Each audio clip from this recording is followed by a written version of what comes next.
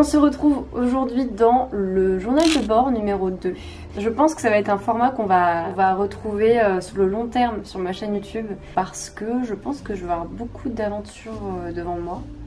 Je sais pas, on verra en fonction de ce que je parviens à faire et de ce que je décide d'essayer, je ne sais pas.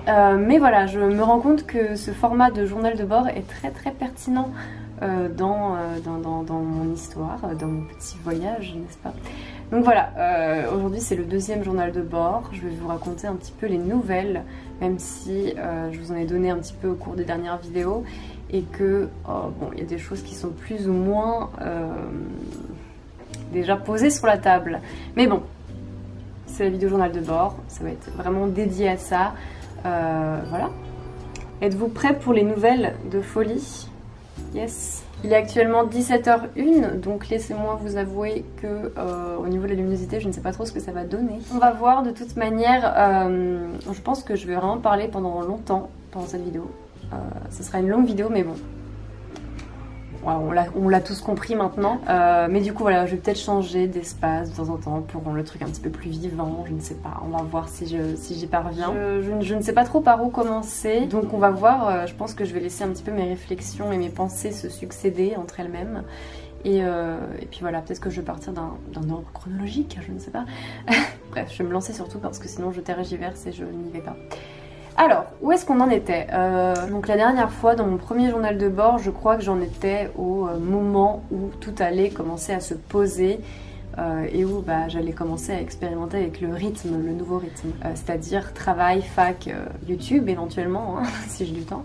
Et le reste, ma famille. Depuis cette fameuse vidéo et depuis que du coup j'ai dû me confronter à ce nouveau rythme, eh bien je me suis vite aperçue que ça n'allait pas être un rythme possible sur le long terme, hein, clairement.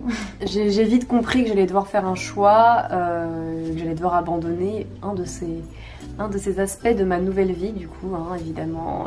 On ne peut pas tout suivre.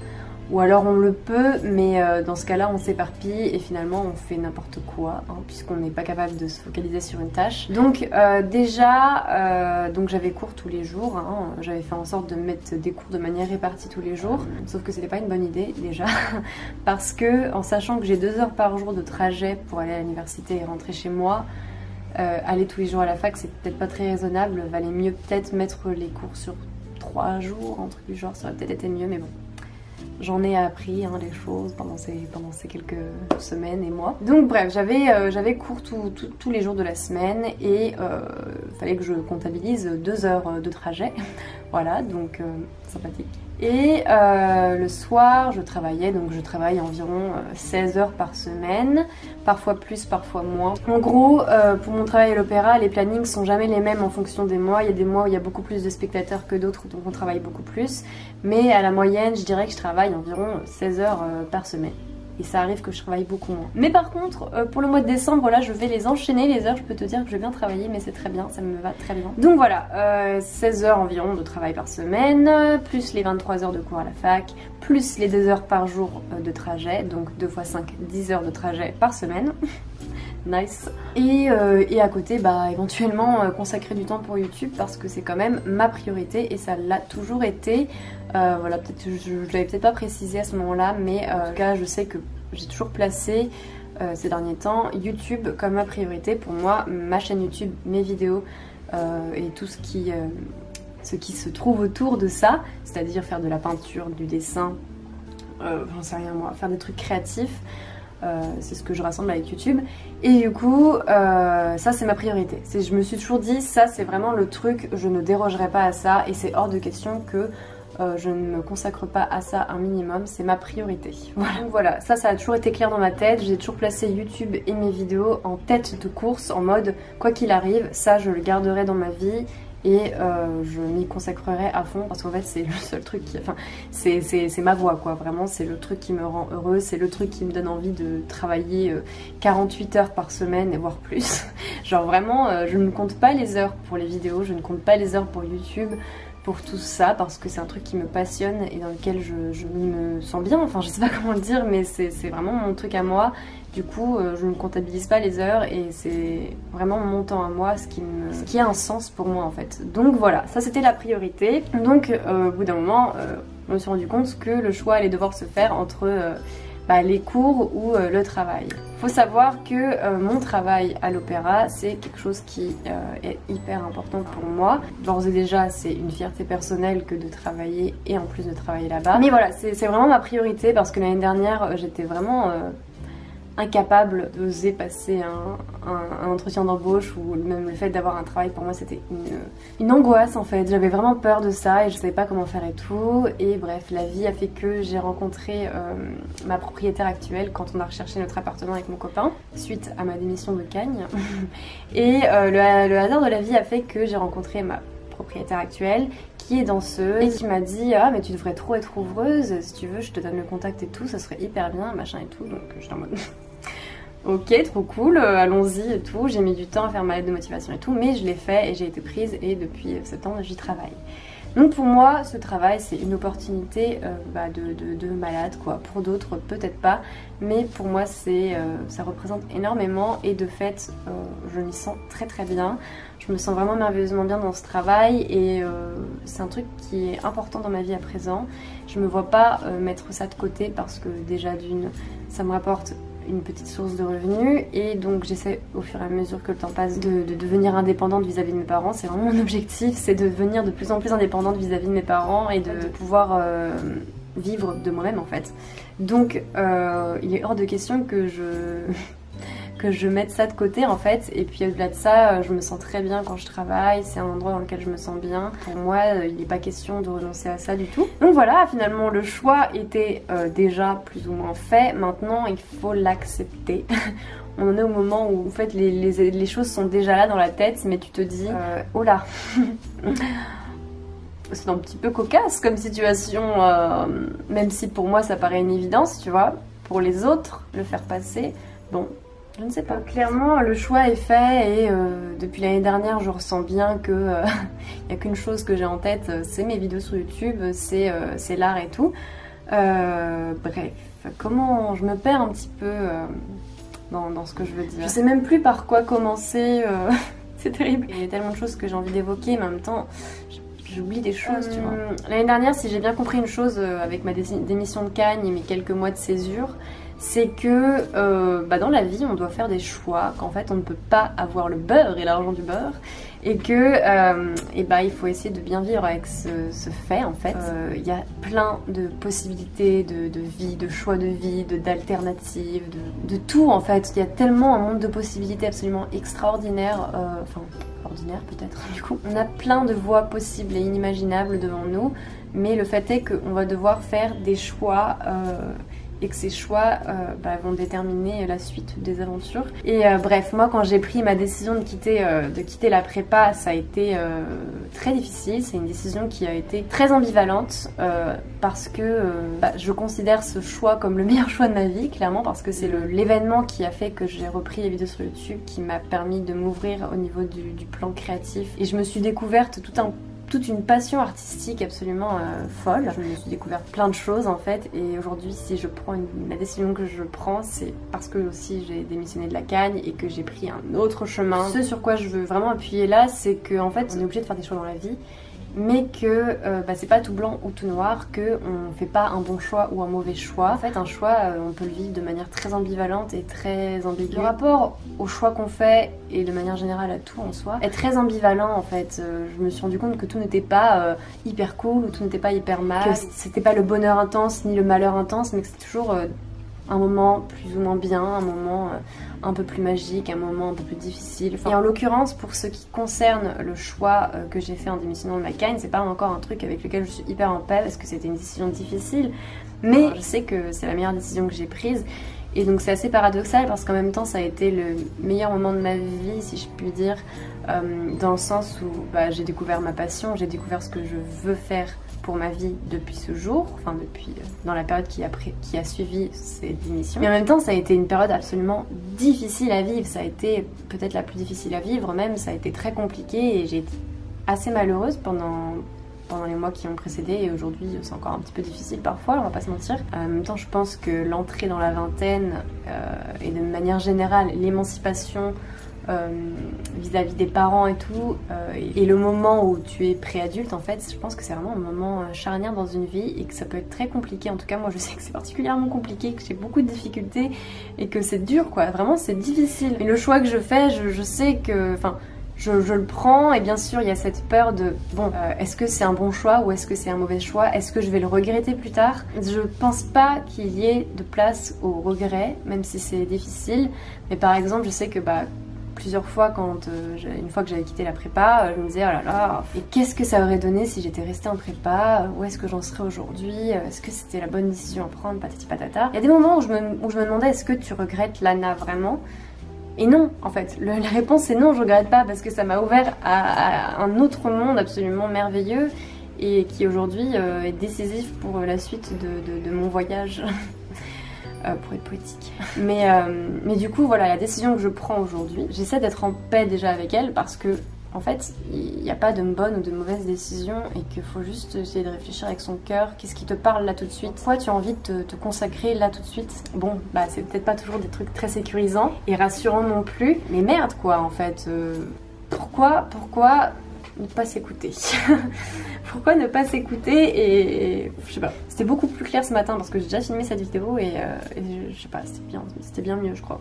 Bref, j'ai pris ma décision parce que le fait est que le rythme que j'avais était pas tenable pour moi. Voilà, après chacun son vécu, je fais juste un petit disclaimer, petite mise en garde, chacun vit les choses de sa propre manière, on a tous un éprouvé subjectif différent, donc là quand je vous partage ma décision et quand je vous partage mon ressenti sur mon début d'année tout ça, en fait je vous demande pas forcément d'approuver ou pas ce que je vous dis, c'est juste pour vous tenir au courant parce que ça va affecter la suite de ma chaîne YouTube en fait. Clairement j'ai pas forcément besoin qu'on me dise ah il en faut peu pour te déprimer tu vois. Parce que ça c'est un commentaire que j'ai eu, enfin c'est un message que j'ai eu sur Instagram je crois quand j'ai partagé mon expérience avec le métro, bref. J'ai reçu ce commentaire, il en faut peu pour te déprimer. En fait ça m'apporte absolument rien ce genre de commentaire et je ne sais même pas quoi répondre en fait. Et j'ai même pas envie de me lancer dans une explication tu vois. Parce que le fait est que il y a un principe de base dans les relations humaines, c'est l'empathie et c'est essayer de comprendre l'autre. Difficile parce qu'on n'a pas tous le même passé, on part pas tous avec les mêmes instruments, les mêmes bases, les mêmes expériences et tout, donc ça peut être très compliqué que de comprendre autrui, mais c'est primordial d'être un minimum empathique et d'essayer de comprendre pourquoi une personne vit telle ou telle chose d'une manière ou d'une autre. Donc bref, quand moi je partage mon rapport avec le métro, c'est quelque chose qui a une vraie profondeur en fait, hein. Sachez que bon, je suis à Paris depuis seulement 2 ans. Avant j'étais en province, dans une ville de 20 000 habitants. J'avais pris le métro 1 ou 2 fois à Rennes, donc c'est encore autre chose qu'à Paris. Bref, je me retrouve à Paris depuis 2 ans et il faut essayer de comprendre que ça peut être très compliqué que de se retrouver dans une ville d'une telle ampleur quand on a connu toute sa vie une ville de 20 000 habitants où il n'y avait pas le métro, où tu connaissais à peu près tout le monde, etc. etc. Donc le fait de vivre à Paris, certes, c'est pas mal, il y a vraiment beaucoup de choses géniales, il y a plein d'opportunités et tout, et je suis pas en train de dégommer ça, mais c'est juste qu'il faut essayer de comprendre que ça peut être très compliqué pour quelqu'un comme moi par exemple, et pour quelqu'un d'autre pas du tout, mais que pour moi en tout cas ça peut être très compliqué et très bizarre déjà que de prendre le métro. Enfin ça commence à le faire maintenant, mais je sais que la première fois que j'ai vu le métro j'ai trouvé ça très étrange que de voir plein de gens entassés dans un wagon en sous-sol.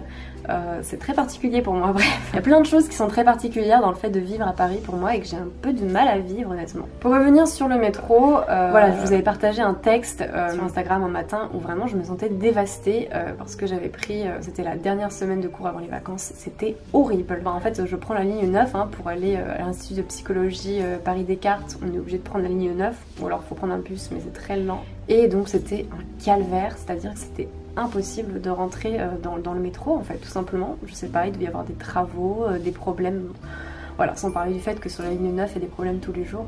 Mais bref, là c'était même plus possible de rentrer dans le métro en fait, donc ça faisait que je mettais même plus 1 heure pour aller à la fac, mais 1h30 et encore 1h30 j'y étais même pas. Donc je ratais systématiquement le premier cours, hein. Puis laissez-moi vous dire qu'au bout d'un moment, pas forcément envie de faire plus d'efforts que ça, hein, parce que déjà on se rend dans un lieu qui nous plaît pas vraiment. Quand on est là-bas, on pense à tout sauf aux études, mais on pense à ce qu'on a vraiment envie de faire, c'est-à-dire des vidéos. Et plus. C'était assez intenable. Je vous ai partagé un post, il y en a plein qui ont été très compréhensifs et qui m'ont donné leur soutien. Et bon, il y a eu une personne qui m'a dit que c'était très simple de me déprimer. Mais voilà, essayons d'être indulgents et empathiques vis-à-vis des uns des autres. Et voilà. Moi j'ai beaucoup de mal avec ça, c'est pas fait pour moi tout simplement, donc respectons cela, merci. Bon ensuite pour parler un petit peu des cours, tout ça c'est quand même très intéressant, je vais pas mentir, la psychologie c'est quelque chose sur lequel je me suis beaucoup rattachée l'année dernière pendant mes mois de césure, parce que il me fallait un projet solide que je pouvais faire passer un petit peu auprès de mes proches, un truc assez rassurant en fait, pour leur dire bon certes, là je me retrouve quelques mois sans rien. C'était pas ma volonté non plus, hein. C'était très difficile à vivre et j'avais vraiment besoin d'un projet à l'avenir, un truc solide en fait sur lequel me rattacher et pour rassurer mes parents et mon entourage en fait tout simplement, parce qu'il y avait une pression, enfin en tout cas moi je ressentais une pression et c'est normal aussi, hein, j'en veux à personne. C'est totalement normal pour des parents que de se dire purée qu'est-ce qu'elle va faire ma fille quoi.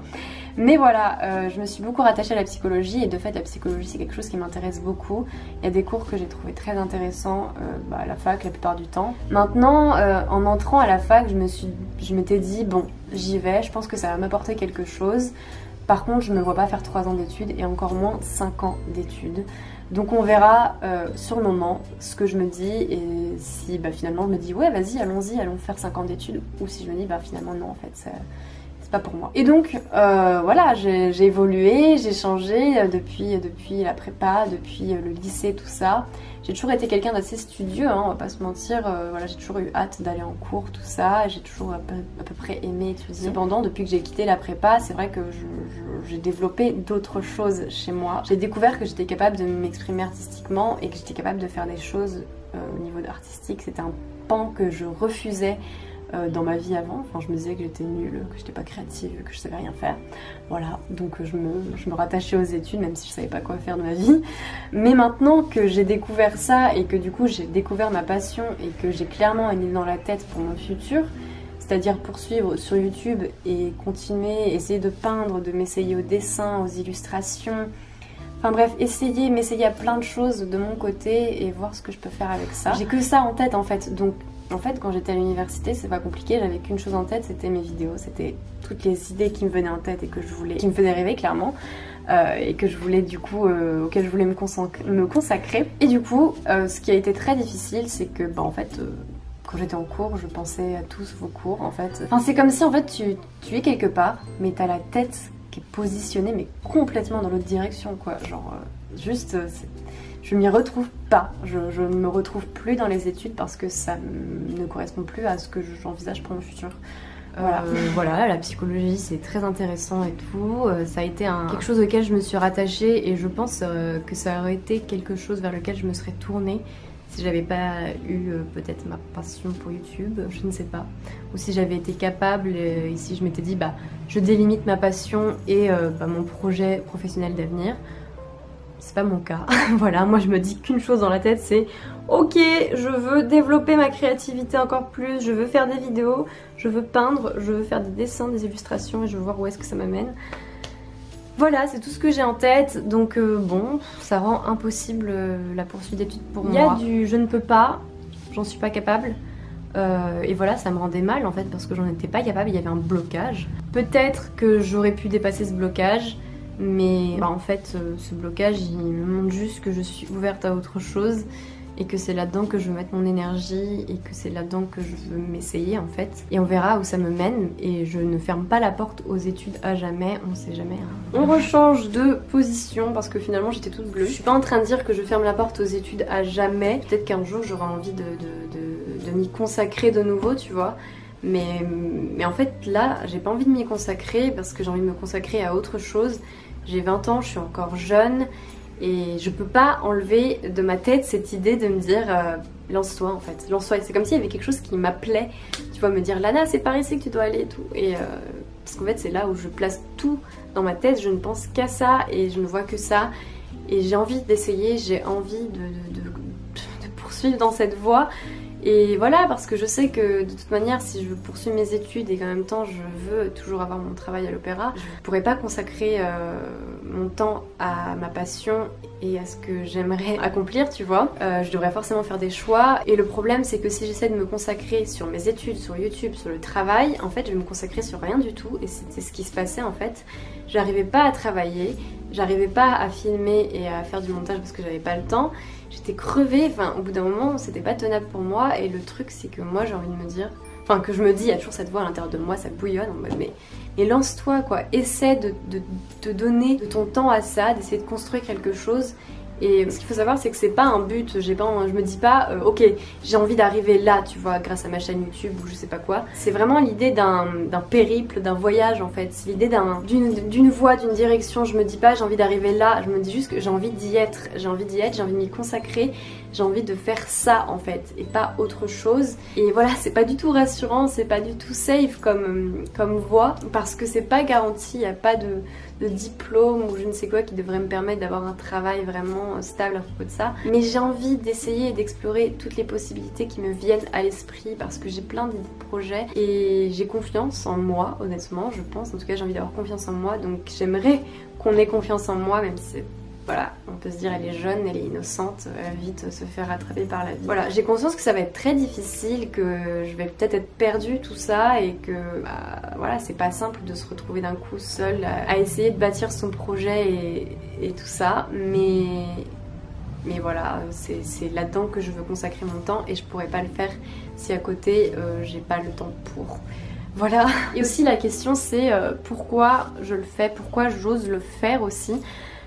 Justement c'est parce que à côté de ça j'ai un travail qui me rapporte quand même un peu de revenus, du coup j'espère mettre de côté et que j'espère au fur et à mesure pouvoir vraiment m'émanciper de mes parents. Pendant le mois de décembre je vais vraiment travailler beaucoup quoi, ça va être assez intense d'ailleurs, j'espère que je vais pouvoir suivre mon planning de 2 vidéos par semaine. Pourquoi essayer d'aller dans une voie finalement qui ne nous va pas. Et bref, j'en ai discuté aussi avec ma psy, tout ça. Il y avait cette idée de pourquoi je suis là en fait.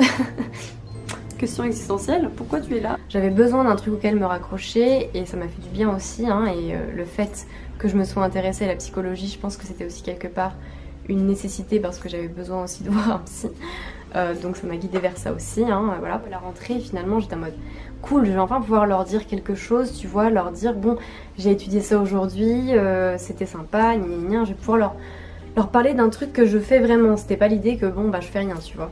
Et finalement là ce qui me fait rester, bien sûr, c'est sécurisant pour moi aussi en fait, le fait de se dire bon je suis à la fac dans un cursus de 3 années, voire 5, ça va m'amener à quelque chose, une légitimité, tu vois, un diplôme, tout ça. Mais je m'y retrouvais pas et de toute façon je m'y consacrais même pas et je me voyais pas faire 3 ans d'études, encore moins 5. En fait j'ai peur, c'est vrai que j'ai très peur de la vie de ma famille, tout ça parce que il faut essayer de les rassurer et que même moi de mon côté je suis un peu en mode je sais pas trop où je vais mais c'est ce que j'ai envie de faire, voilà. Je sais que c'est ce que j'ai envie de faire et j'ai envie de travailler pour ça et pas autre chose. C'est pas la voie la plus simple et c'est difficile de rassurer tout le monde quand on a un projet un petit peu atypique. Mais voilà, finalement la seule chose qui me retenait dans ces études, c'est le regard des autres, ce que les autres vont penser en fait. Le fait que je quitte pour me lancer dans ma chaîne YouTube, tu vois, ça peut paraître un petit peu dérisoire ou c'est quelque chose qu'on prend pas vraiment au sérieux. Je sais que j'ai besoin de donner de la légitimité à ça et de prendre au sérieux mes vidéos, de l'assumer pleinement en fait, parce que tant que je le ferai pas, personne ne prendra au sérieux mon projet et ma passion et ce que je souhaite faire là-dessus, parce que c'est quand même quelque part un travail, ça demande beaucoup de temps que de faire des vidéos. Je passe environ 10 heures je pense sur des vidéos, voire plus parfois. Ça prend beaucoup de temps, surtout quand on est perfectionniste. Mais ça prend énormément de temps, ça demande un peu d'argent aussi et voilà, c'est quelque chose d'important qui demande quand même une reconnaissance je pense. Bref, voilà. Donc voilà, finalement le truc qui me faisait le plus stresser c'était le fait de devoir assumer auprès des autres ce dont j'ai vraiment envie et qui du coup ne correspond pas forcément aux normes d'un parcours typique. Voilà. J'ai pas envie de me diriger dans une voie juste pour satisfaire les autres et puis en plus moi ça me rendrait même pas heureuse du tout, ça me rendrait juste déprimée. Le fait de m'en rendre compte que je dois me consacrer dans une tâche qui va m'éloigner de ce que je souhaite faire vraiment, un petit peu compliqué parce que vraiment là j'avais vraiment plus du tout de temps. Bref, alors, je vais vous partager ma petite théorie par rapport au regret. Mais voilà, moi ce que j'essaie de me dire, ce qui me fait un peu rire aussi, je sais pas si vous croyez aux univers parallèles. Même moi je ne sais pas trop si j'y crois, mais dans tous les cas je trouve que c'est une idée très drôle, enfin très sympathique en fait, très plaisante à s'imaginer. C'est de se dire bah en fait dans un univers parallèle, et il y en a plein, dans plein d'univers parallèles, ma personne est en train d'expérimenter plein de chemins que je n'ai pas expérimentés et que je ne vais pas expérimenter parce qu'il faut que je me focus sur un autre chemin. Faut pas me focaliser sur tous les chemins, donc qui vont s'occuper de leur propre chemin et moi je vais m'occuper du mien. Et en fait je me dis bah dans un univers parallèle, il y a Lalana qui est restée en prépa et qui a continué ses études et qui du coup a un métier plutôt, bon je sais pas moi, un métier stable, je sais rien. Et dans cet univers parallèle là, enfin du coup c'est mon univers à moi donc c'est pas forcément parallèle, mais dans mon univers à moi, bah voilà j'ai arrêté la prépa et ça m'a ouvert le monde sur autre chose, tout ce qui est la sphère de la créativité, de l'illustration et tout, j'ai découvert tout un monde là-dessus, j'ai découvert qu'on pouvait vivre de sa passion, qu'on pouvait vivre de ça. Je sais pas, en tout cas j'ai envie de tenter, on verra. C'est vrai que là j'ai un travail donc je me dis que je peux me le permettre et je suis pas non plus complètement à la rue parce que bah j'ai une vie active avec le travail, tout ça, et que à côté ça me permet d'avoir du temps aussi pour développer ma chaîne YouTube et pour m'essayer à l'illustration, à la peinture, tout ça, à essayer de faire quelque chose, à créer un site internet, à créer des choses et à le partager, et je sais pas, voilà. Il y a plein de choses que j'ai oublié de dire, mais enfin bref, aujourd'hui je décide de me consacrer pleinement à ma chaîne YouTube et à l'art. Voilà, c'est ce que j'ai envie de faire et j'ai envie d'explorer plein de petites sphères qui vont dans ce grand domaine-là et de voir qu'est-ce que je peux parvenir à créer et à partager. Faire des vidéos ça me passionne, la scénarisation ça me passionne, la peinture ça me passionne et j'ai envie de dessiner aussi, j'ai envie de faire plein de choses. Et du coup c'est comme si en fait ça ne se terminait jamais, ça me donne une liberté absolument gigantissime, gigantesque. Ça me donne vraiment une liberté parce que bah, je suis libre d'explorer ce que je souhaite. Bien sûr ça va être difficile et il y a des moments où je vais tout remettre en question et des moments où je vais être perdue. Je vais devoir apprendre par moi-même plein de choses et je vais devoir peut-être demander aux autres de l'aide et je vais rencontrer des autres personnes parce que il faut que je sorte de ma zone de confort. Là je suis dans une zone de confort qui finalement ne me va pas. Et le but de la vidéo là c'est pas de vous dire tous mes projets, tout ce que je souhaite faire et tout. C'est juste de vous informer de ce que je décide de faire pour les mois qui vont suivre. Pourquoi? Parce que c'est des choses que je veux documenter dans mes vidéos aussi et que je vais vous partager, et aussi parce que bah je pense qu'il faut aussi suivre son cœur quelque part. Et en tout cas il faut essayer de pas avoir peur de se lancer, ou alors si tu as peur de se lancer très bien, mais lance-toi quand même tu vois, parce que finalement tant qu'on ne se lance pas, tant qu'on ne fait pas quelque chose, et bah il y aura rien de fait hein, finalement. Et c'est ce que je disais dans une story Instagram hier, c'est-à-dire que moi je le constate, hein, j'ai commencé les vidéos quand j'étais au collège et je m'y suis vraiment attelée un peu plus vers la fin du collège, début du lycée, et depuis j'ai repris depuis un an et je constate que encore aujourd'hui mes vidéos ne me plaisent pas, encore aujourd'hui il y a des choses que je n'aime pas dans mes vidéos, et là je les regarde à nouveau et je me dis ah ça j'aime pas du tout. Ou alors au contraire je me dis purée mais c'est fou à quel point j'ai évolué et je me suis découverte.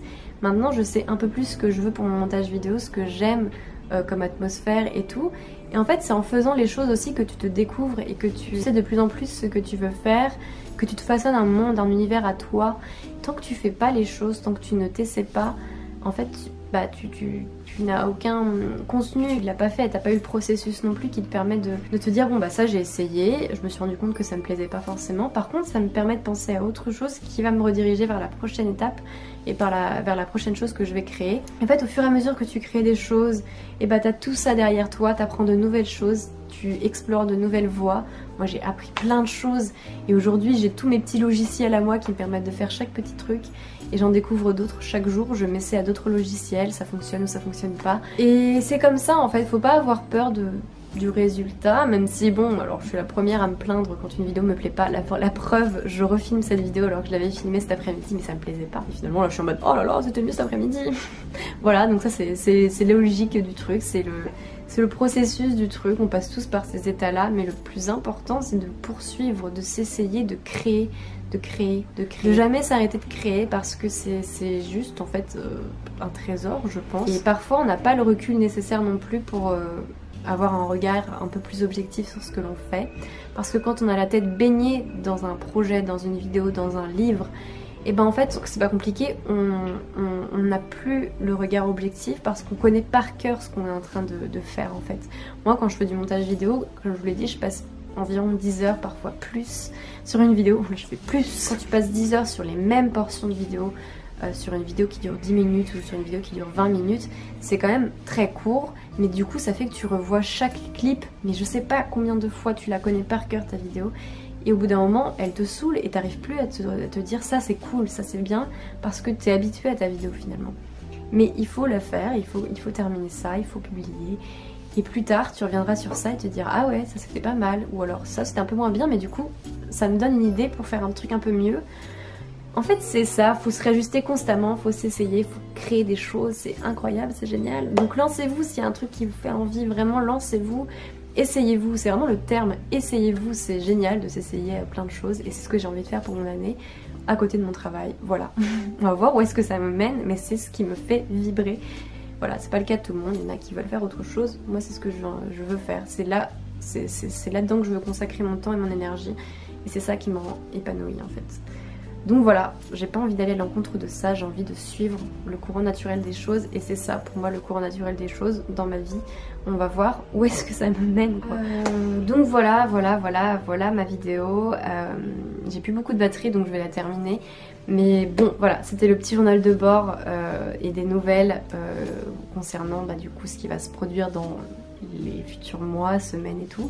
Je vais beaucoup le documenter donc c'est assez important. Et aussi je vais vous parler d'un dernier truc, c'est je me suis créé un compte Tipeee, donc je vous l'ai partagé sur Instagram il y a quelques jours, mais je voulais vous en parler en vidéo parce que c'est plus clair.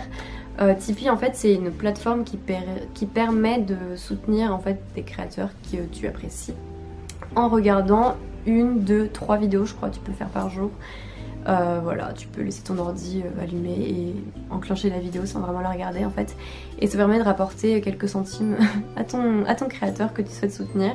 Et en fait, bon, évidemment, quelques centimes comme ça paraît pas grand chose, mais au fur et à mesure, si chaque jour quelques personnes le font, ça permet d'avoir un petit peu une petite source d'argent qui permet finalement de continuer de travailler. Parce que par exemple, moi pour mes vidéos, j'utilise un site, j'ai un abonnement sur un site de musique qui me permet d'utiliser des musiques sur YouTube sans être démonétisée, même si je ne suis pas encore monétisée. Mais cet abonnement a un coût, je crois que c'est 12 € quand même par mois, donc c'est quand même quelque chose à prendre en compte. Et typiquement ce genre de plateforme qui permet de rémunérer un petit peu les créateurs en regardant une vidéo, donc c'est pas forcément de ta poche, tu vois, t'as juste à enclencher une vidéo sur ton ordinateur, et ça permet d'aider tes créateurs à pouvoir continuer de produire du contenu convenable en fait. Donc voilà, en fait c'est juste ça, je voulais juste vous en tenir, vous en informer. Je pense qu'un jour je me créerai un Patreon aussi, parce que j'ai envie de faire de la peinture et tout, de vous en faire profiter. Il y a aussi des petits abonnements du genre voir une vidéo en avance, donc ça coûterait 1 €, je sais pas, recevoir une petite peinture chaque mois pour 4 €. J'ai mis des petits trucs mais il faut encore que je travaille dessus. Je crois que oui, 1 €, j'ai dû mettre des articles hebdomadaires et tout. Enfin bref, après libre à chacun de mettre son argent là où il le souhaite. Et si vous voulez pas mettre de l'argent ou si vous ne pouvez pas mais que vous voulez tout de même me soutenir, vous pouvez toujours regarder une petite vidéo par-ci par-là qui me rapportera quelques centimes et ça m'aiderait beaucoup. Donc voilà, après libre à chacun de le faire, mais je voulais juste vous en tenir informé. Voilà. C'est une plateforme quand même cool et maintenant que je crée des choses, je me rends compte à quel point il est important de soutenir les créateurs parce que c'est pas non plus très simple tout le temps. Enfin bref, j'ai plus beaucoup de batterie donc je vais vraiment terminer. Je vous fais de gros bisous et je vous remercie vraiment de me suivre et d'être là pour moi et d'être sur cette chaîne. Et voilà, c'est vraiment un plaisir, je suis tellement contente et j'ai hâte de voir ce que je vais faire et ce qu'on va faire et là où tout ça va se diriger et où est-ce qu'on va voyager finalement, j'ai envie de dire. Voilà, bon en tout cas je vous fais plein de gros bisous, j'espère que cette vidéo est agréable à regarder, que ça vous a motivé peut-être. Gros bisous à vous. Mouah.